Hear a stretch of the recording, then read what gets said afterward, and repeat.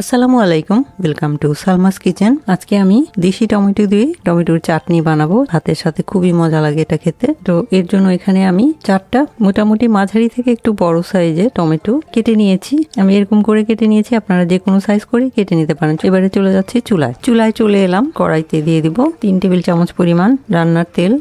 আমি সরিষার তেল দিয়ে রান্নাটা করছি, যে কোনো তেল দিয়েই রান্নাটা করা যাবে। তেলটা গরম করে নিব।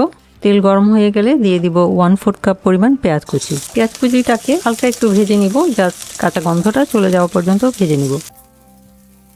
পেঁয়াজের কাঁচা ভাবটা চলে গেলে দিয়ে দিব স্বাদ মতো লবণ, আধা চা চামচ পরিমাণ ধনিয়ার গুঁড়া, 1 চা চামচের 3 ভাগের 1 ভাগ পরিমাণ হলুদের গুঁড়া, 1 চা চামচের 3 ভাগের 1 ভাগ পরিমাণ লাল মরিচের গুঁড়া। নেড়ে চেড়ে মিলিয়ে নিব।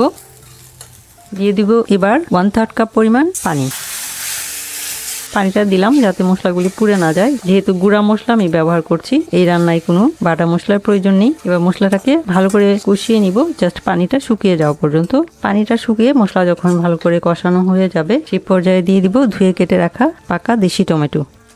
এখন টমেটোটাকে সিদ্ধ করে নেওয়ার পালা। নেড়ে চেড়ে ঢাকনা দিয়ে দিলাম। ঢাকনা দিয়ে এবার মশলার সাথে টমেটোটাকে কষাবো 3 মিনিট ধরে। এর মাঝে ঢাকনা তুলে তুলে দুবার নেড়ে দিব। ফিরে আসছি 3 মিনিট পর। 3 মিনিট পর ঢাকনা খুলছি। টমেটো কিন্তু সেদ্ধ হয়ে গেছে। এবার এটাকে ভর্তা করে নেওয়ার পালা। খুন্তির সাহায্যে এভাবে চেপে চেপে থেতো করে নিব। এবার আর কিছু না, এবার এটাকে জাল দিতে থাকতে হবে। চুলায় রেখে 5 মিনিট এভাবে জাল দিয়ে কিছুটা যখন কমে যাবে, যখন মনে হবে যে নিচে লেগে যাবে, সেই পর্যায়ে একদম লোতে রেখে রান্নাটা করতে হবে। তাহলে নিচে লাগবে না, কিন্তু চাটনিটা আস্তে আস্তে ঘন হতে থাকবে, তাহলে আসল টেস্ট পাওয়া যাবে। আমি এভাবেই নেড়ে চেড়ে পানিটা মোটামুটি কমে যাওয়া পর্যন্ত রান্না করে নিচ্ছি। ফিরে এলাম প্রায় 5 মিনিট পর। আমার চাটনির যে পানিটা ছিল, সেই পানিটা অনেকটাই কমে এসেছে।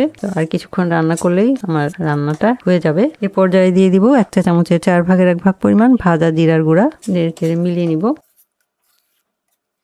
আর সেই সাথে একটা কাঁচা মরিচ এভাবে লম্বালম্বি ভাবে কুচি করে দিব। আর দিয়ে দিব প্রায় 1/3 কাপ পরিমাণ ধনিয়া পাতা কুচি।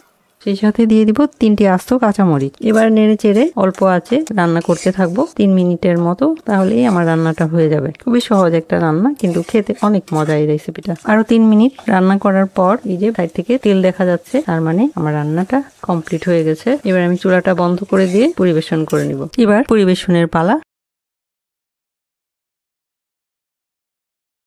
তৈরি হয়ে গেল টমেটোর চাটনি। এভাবে একদম খুবই সহজভাবে কিন্তু আমরা টমেটোর চাটনি তৈরি করতে পারি। এটা গরম ভাতের সাথে খেতে অনেক মজা, আর ইচ্ছে করলে রুটি পরোটার সাথেও খাওয়া যায়, এবং খিচুড়ির সাথেও এটা অনেক মজা লাগে খেতে। তো আশা করছি টমেটোর চাটনির এই রেসিপিটা আপনারা তৈরি করে খাবেন, এবং আশা করছি ভালো লাগবে। ভিডিওটি দেখার জন্য এবং এতক্ষণ সাথে থাকার জন্য অসংখ্য ধন্যবাদ। সবাই খুব ভালো থাকবেন। আমার আর আমার পরিবারের জন্য দোয়া করবেন। আল্লাহ হাফেজ।